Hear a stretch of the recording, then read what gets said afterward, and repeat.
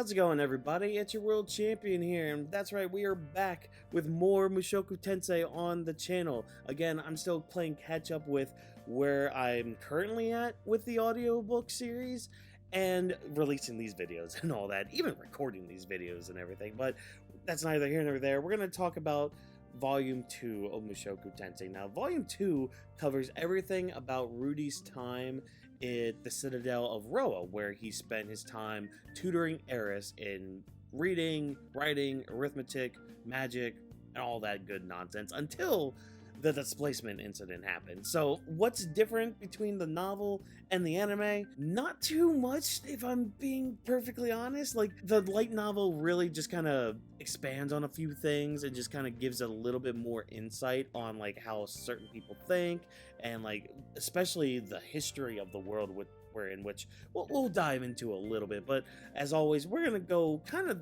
chapter by chapter with all this. So chapter 1, it's all about Rudy's arrival to the Citadel of Roa, and you know, he's taking in the sights and everything, and he's meeting Saros, Boreas Grey Rat, he's meeting Philip, Boreas Grey Rat, who are Eris's grandfather and father respectively. Cool people and all that. They got their quirks. Like, Saros is heavily influenced by beast ladies, especially the ones with like cat ears or dog ears or whatever. And Philip, he's an interesting character because, I mean, he's supposed to have power. He could have power. He should have power, but he doesn't have a lot of power. And we'll get into a little bit of why that is. But basically, Rudy's trying to get a grasp of what he's getting into. And this kind of helps us as the reader or the listener understand what we're getting into as well, because we're about to meet Eris for the first time, and she is a fiery redhead at best. Like, at her best, at this point, she's just a fiery redhead, but she's violent, she doesn't know how to read or write. She's basically like, what, 8 now? Yeah, she's like 8 or 9 right now, and she can barely read and write. It's like, what are you guys doing? How are you not teaching your kid how to read or write? It's mainly because she doesn't like to sit in the classroom. She's one of those kids that, like, you really need to almost entertain in a way, but really keep their focus on learning and give them a reason to learn as well. And Rudy kind of figured this out. He's just like, hey, if Eris doesn't like to learn, if she doesn't have any interest in it, then let's kind of force some interest in it. And he comes up with this idea of holding a fake kidnapping. So he's like, look, Philip, get your butler, get some guys together. We'll do this fake kidnapping thing. I'll be with her so that way she's at least safe, or at least somewhat safe. And she can watch me escape and all that. And she can maybe learn from that, think it's kind of cool, listen and all that. Because like with it basically giving her Stockholm Syndrome in a way where it's just like, oh crap, I need to learn magic. I need to learn about the world. I need to learn how the money works. Like, he's basically scaring her straight is what Rudy's about to do. And he basically runs down that plan with Philip and with Saros, and they go through with it. And so we move on to chapter 2, which is all about the fake kidnapping. And we get a little bit more detail with these kidnappers, how we start to kind of piece together that they're not the actors that Rudy was expecting. These are actual legitimate kidnappers trying to get a ransom from Rudy and Eris and all that. So like, we do spend some time with Rudy trying to escape and all that, like now trying to legitimately escape. But before he helps Eris, he makes sure that he tells her, hey, before I help you, you need to hire me as your tutor, because if you don't, you're fucked. Like, literally and figuratively, because these guys they don't care.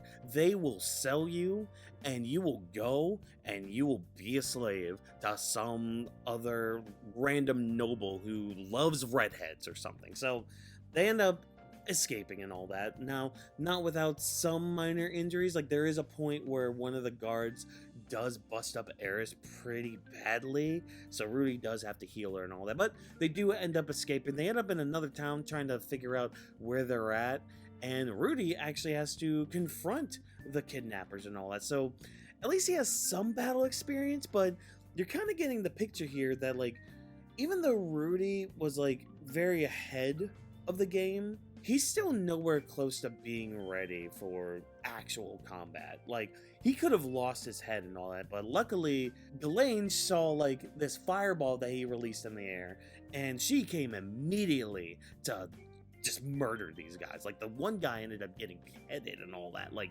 it was crazy in the anime, even crazier in the manga. Not the manga. This isn't a manga, even though it has pictures with it. The light novel. So nice to see that that really didn't change. And we do get like an epilogue chapter that's just like, hey, this is why this happened. And mainly because of the butler. The butler was like, hey, I know some guys. He was trying to help, but it was actually like helping himself, because he's just like, look, these are my buds, these are my friends, and they're gonna help me get rich, because fuck you guys. Fuck the gray rats and all that. So that guy ends up getting fired, I'm pretty sure. And this is also where we learn the gray rat way, or at least the Boreas way of saying thank you or asking for a favor. And it's kind of cute in a way, but at the same time, it's like, oh, we need to wean you out of this, Eris. We can't be having you, like, going to the streets trying to do, like, cat ears and all that. No. We're not having any of that. So we move on to chapter 3, and again, not much to go off on here. Like, it's really just a day in the life of Rudy here at the Citadel of Roa. And it's basically him teaching Eris. So, like, he'll teach her reading and writing. At least at this point, he tries to. Because she doesn't want anything to do with reading and writing and all that. She doesn't even think she even needs it at all. She at least tries with magic, which is at least something. She's at least trying with that, because she literally saw what Rudy could do with magic and all that. And they're both training with Ghislaine in the sword and all that. And yeah, they're making advancements. Rudy's still trying to improve his magic, but he's about to learn that he can plateau without the proper training with magic and all that, at least in this world. And we kind of just cut away now to chapter 4, where Rudy ends up talking to both Ghislaine and Edna, the etiquette teacher, because he's wondering how we can solve this Eris problem, where she really doesn't want to learn anything or really be in a class at all, because Rudy struggles with this mainly during like arithmetic, English class, and all that stuff. Ghislaine doesn't really mind anything. Hell, her classes are really what Eris wants to do. And Edna's classes, her etiquette teacher and all that, it's really something she has to do as a noble. So that's one of those ones where Eris is just like, I don't want to do this. So she keeps running away and all that. And we find out that, like, out of their 7-day week, these people, these nobles, are busy every single day of the week with no breaks at all. So Rudy decides, okay guys, I know this is kind of gonna hamper on the etiquette thing. However, in order for us to see true progress in Eris, let's just give her a day off, like a day with no responsibilities, because that way she can get the energy out that she needs, and she can focus on her studies throughout the week and all that. And it's something that, like, it's so easy for us to think, oh yeah, of course, just give her a day off, blah, blah, blah. Have her like absorb everything and have that be like the day where everything processes from the week. Like, that makes sense to us in our world, but to them in their world, they never thought about this, because again, like, they have to constantly keep going, constantly like advancing themselves and trying to be better and all that, whereas like they would see rest as, oh, I could be taking this time to get better and all that. Also in this chapter, we do visit the town and all that. We get Rudy's little thing about like getting all the prices from stores and trying to compare prices and all that to other stores, trying to get the best deal possible. And it's kind of cool because like he uses this too as a learning tool for Eris to be like, hey, this is why I do this, and this is why money is so important. And again, it's just another lesson for her to learn. And we also get a little hint, a little tease about that little sky castle that's just chilling, just hanging out up there. And we learn that, you know, hey, the armored dragon king Perugius is up there, and Rudy kind of learns of the sealing of Laplace by Perugius. But we don't really get too much of that until a couple chapters later, where we find out the history of the world. But before we get into that, we have chapter 5, which takes place a year after Rudy's there. and Eris is about to turn 10, and she's got this big celebration going on where she basically has to stand out, because in this world they only really celebrate your 5th, 10th, and 15th year of birth, and when you turn 15 in this world, you're considered an adult, apparently. So Rudy basically takes it upon himself to help Eris learn better, or at least help her be able to dance for this event that's about to happen, and kind of takes Edna by surprise, where she's actually, like, Eris is actually able to pull off this dance at the party, because, like, Rudy, and I love this, because this is a concept that we can put into our everyday life, or even you can put it into other series to kind of rationalize why certain things happen. So Rudy, as he's dancing with Eris and like teaching her and learning with her and all that, he basically says, hey, think of dancing as if you were doing swordplay and all that. And that just makes it seem so much easier for Eris, because now she's able to dance, now she's able to like move around and like be a proper lady and all that. Like, it's kind of cool, like using a concept that you know from another point of view to use it in another setting. So like my example with this is a toolbox. So hear me out with this. Toolbox. Okay, let's say you have to hammer in a nail into a board. Okay. Well, let me use this screwdriver. Let me try to hammer this nail. So you do like the hammering motion onto the nail, onto the board, you know, however, whichever end you're using, whether it's the little skinny end, which, you know, you gotta have some good aim with that one, or the big old fat end, which, okay, yeah, let's do that. Unga bunga. Let's just try to get this nail into this board. Now, it'll go in, but it's not gonna be easy at all. But, you know, you're still doing the hammering motion and all that. So wait, what do you do if that tool doesn't work? Well, let me just grab this other tool. Let me grab a hammer, do the same motion, do the same unga bunga hammering motion, and hey, look, the nail went into the board way easier. What a concept! Like, it's such a simple concept. It kind of blows your mind to think, oh, how did they not think of that? Because, like, I can think of that on a personal level, too. When back in college, when I was taking voice lessons and all that, my voice teacher was just like, one day he said, hey, get your saxophone out. Bring your saxophone here, play it. And so I did in that lesson. I played it, and he's just like, all right, great.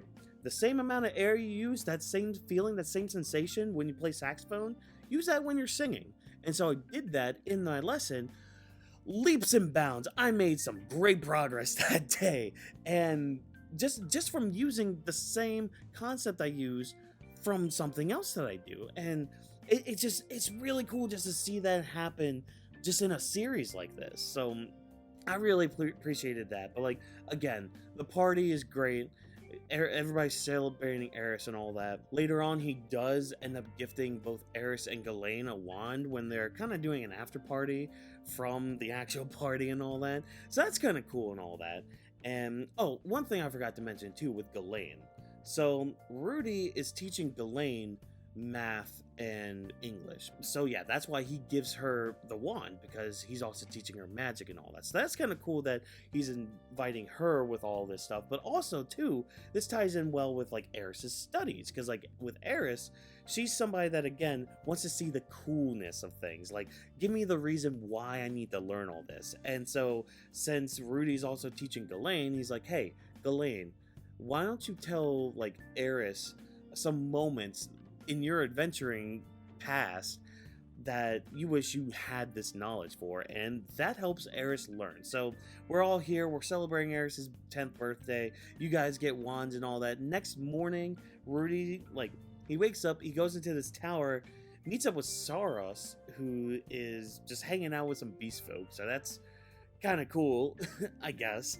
Again, they were female beast folk, so, you know, take that with what you will. But we find out that like he's been praying to like this floating stone. Now this hasn't come into being that I know of. Like, I've watched all of season 2 of the anime, but I don't know what this floating stone is. Like, I have no idea what this thing is, so I can't wait to find out what it is. because I'm really looking forward to that. I need to know what that thing is. Like, why is it just there floating? Why is it not doing anything? It's just standing there menacingly. So this is when we get to chapter 6, which is everything to do with the history of their world. Now, I'm not gonna go, year by year with all this, but basically, like, a little abridged version of this. 15,000 years ago, 7 worlds basically merged into one because there was this evil dragon god just wreaking havoc, destroying other worlds and all that stuff. Once he was slain by his own commanders, there was relative peace throughout this world. There were like about 3 demon and human wars that broke out, and the most recent one being the demon god Laplace and their sealing and all that. And she was sealed by 7 heroes, which I can't wait to get to the 7 heroes thing, because I forgot that was a thing from the anime, whatever, that's neither here nor there. One of them ended up being the Dragon King Rudeus, who we know is just chilling up in his castle called Chaos Breaker, which, ooh, what a fancy, epic name for your castle with that. But yeah, so through all that, the humans and demons, again, there's been relative peace, and I don't say relative because there's still like racism going on with the demons and all that. I mean, just look at the Superb tribe. Like, there's a whole like fairy tale telling kids to just calm down or the Superb are gonna get you. Like, there's a whole thing of that. So that should tell you right there how the humans feel about the demons in this continent. During this time too, Rudy decides that he's gonna learn like the main languages of the world. So he already knows like the human tongue and all that, but like now he's starting to learn the other languages. So he starts off with Beast God tongue because he's able to learn a little bit from Ghislaine, and he's able to kind of pick off from her and basically just learn more and all that. So that's kind of cool from Rudy right there. And he wants to learn the demon god tongue, but like there's only so much that he can do with the books that he has. And he ends up writing to Roxy like months ago. And finally she sends something back, and it's literally a big old book, a big old encyclopedia of not only the demon god tongue, but like different information about like the different demonic races too. So that way Rudy knows about them in the world, which is so freaking cool. I love that. And like, I'm torn right now because I know there's 3 wives. I know that. Thanks Edens. But like, there are 3 wives. I know that. And I know Roxy's one of them, and I know Eris is one of them. And those 2 are like neck and neck for who I think is the best. And things like this makes Roxy the best. The only thing I'm missing from Eris, which we still haven't really fully gotten, is her perspective on a lot of things, which the moment that happens, she might end up shooting up, but that's neither here nor there. So yeah, Roxy sends him this big old book, and which basically lets Rudy know what she's been up to the past few years. She's basically right now teaching a spoiled kid, a spoiled prince, if you will, which it's kind of funny later on when we find out just like how much power that dude has. So moving on to chapter 7, Rudy finally turns 10, and they can't hold a big celebration for him mainly because of Paul. So like, since Paul left the Grey Rat family, he basically became a disgrace in a way. There's this whole succession war thing, which we find out from Philip too, which, I mean, Philip could have fought for power and all that, but he chose not to because every time they had a boy, the boy was taken away. And this kind of ties into like Eris's mom and all that. Like, she keeps throwing mean looks to Rudy, and we find out why, because like every time they have a boy, it gets taken away from them to the main branch of the family, not this nasty side branch, which, I mean, we got through Naruto.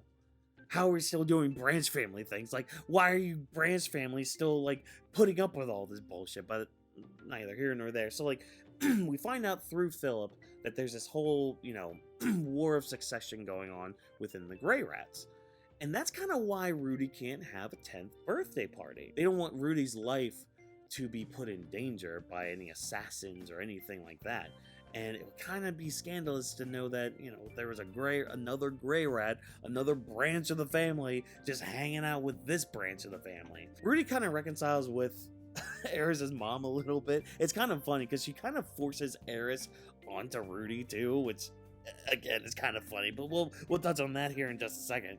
But like, yeah, so we have to have this party in secret, and it's kind of adorable too, going through this chapter and seeing like how Eris is trying to go through with hosting this party and having this party go through and all that.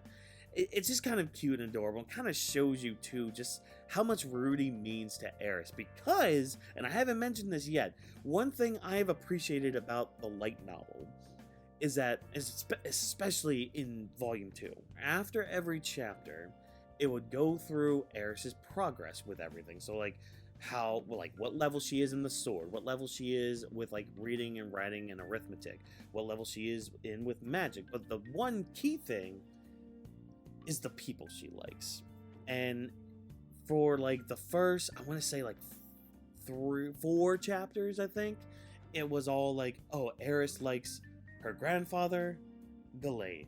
And the whole time I'm listening to each chapter, and like when it gets near the end of the chapter, I'm like, all right, when is Rudy gonna be put in this? When is he gonna be added to the list and all that? I think it's around this time. It might have been before this. He does get added to it. It's like people she likes: grandfather, Ghislaine, and Rudeus. And it's like, oh, that's so cute. That's adorable. But later on,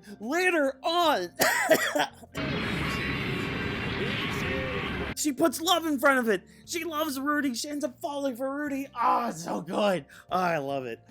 Just the early parts of all that. And like, again, you kind of see that too through this, because like right now, Rudy's kind of become a big deal. You know, he's become fluent in not only the human tongue, but like the beast and the demon tongue. He's struggling with the sky and sea god tongues, but I feel like he'll get to that road when we cross it. Yeah, he ends up having a great party and all that. He's gifted a staff called Aquahardia, which greatly enhances his water spells, and like his other elemental spells do get a boost from it too. So that's really cool and all that.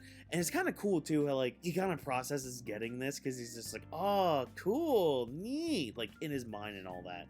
But another thing too, this is where we start seeing like some of Rudy's flaws, because like he does this thing, because this is him having like this imposter syndrome. He tries to come off as like super grateful and all this, because like that's the thing, he finds out that this secret party's happening and all that, and he tries to be, you know, happy about it, because hey, he's already processed his emotions beforehand and all that, because he found out. And when he tries to fake the reaction by like fake crying and all that stuff, Eris kind of takes it seriously. She's just like, oh, you don't like it. Oh, shit. Oh, no, I fucked up. Oh, no. So she's like freaking out. And it's like, no, wait, Eris, you're fine. You're good, girl. He appreciates it. He loves it. You're good. You're fine. Everything is A-okay. But that's not even the crux of all this. No, that's not even the crux of this whole chapter. Because near the end of it, the ending parts of this, Eris is in Rudy's room. And she's about to go all the way with him. Which, you know what, we'll touch on all of that when I talk about Volume 4. Because I have some shit to say about Volume 4. I have some stuff to say about that. But yeah, Eris is trying to tempt Rudy. He wants to, because, physically he's a young boy. Mentally, he's like 40. What, 44 now, I think? Because he was 34 when he died. Yeah, so he's like 44 now mentally. Problems, but luckily for us, he doesn't go through with it. But they do make a promise that like when they're both 15, they'll do it. They'll go all the way. They'll bump uglies. They'll, do the horizontal tango, whatever terminology you want to use for sex. They're gonna do it when they're both 15. So that's cool, that's neat, they make that little promise. Moving on to chapter 8 is when we start to get shit happening. So we get all these people around the world. We get Roxy, who ends up leaving her little failed prince because, hey, fuck you, dude. You're not going to tell me what to do because you have no power. If anything, which is so cool, Roxy apparently has more power than this prince, because he's like 7th in line of succession and all that. And don't worry, we'll talk about the prince when we get to him. I think he's in volume 5, which I'm about to start this week of recording all this, so that's gonna be fun to get to. We kind of meet the dragon god Orsted, Perugius, sword god Galfalion, and demon emperor Kishirika Kishirisu. I recognize some of these guys. If I had met sword god Galfalion, apologies, my memory's kind of crap when it comes to some things, but like, all of these big shot people are noticing something in the skies. Mainly it's something in the sky of the Fittoa region. There's all this mana just building up in the skies there, and it's really weird. Weird enough to the point where Perugius sends one of his familiars out there to find out what's going on. And his familiar, Almanfi? We'll go with that word. We'll go with that name. He ends up confronting Rudy and Ghislaine and Eris, because they're out in the field, because Ghislaine and Eris wanted to see Rudy perform a Saint tier magic spell. So Rudy went to a field to, not hurt anybody and all that. And that's where this guy comes in. He's just like, hey, what are you guys doing? Like, he's weird. Rudy's weird. He should not be here. Like, it's interesting that they point out Rudy here. Because, like, Ghislaine, for one, she's a beast woman. Like, you're not going to point her out or anything. I guess because Rudy's a mage and all that, and there's mana being built up. But it's like, come on, people. Come on. Like, why Rudy? Why Rudy? But I think it's just because he's a mage and all that. There's a quick confrontation with that. And then all of a sudden, this big old bright light happens, just fills the whole Fittoa region, and that's our displacement incident. That's where it ends right there. Like, we get this epilogue chapter where Roxy has returned to the Fittoa region. It's desolated. It's like this barren wasteland almost of fields and all that. Like, almost no houses around. Like, Roa? I think Roa is gone from what I remember. Like, everything's just gone.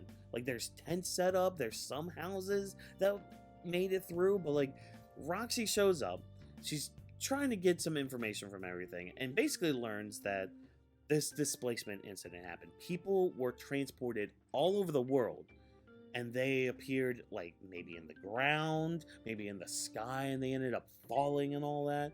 Like, people died and disappeared from this.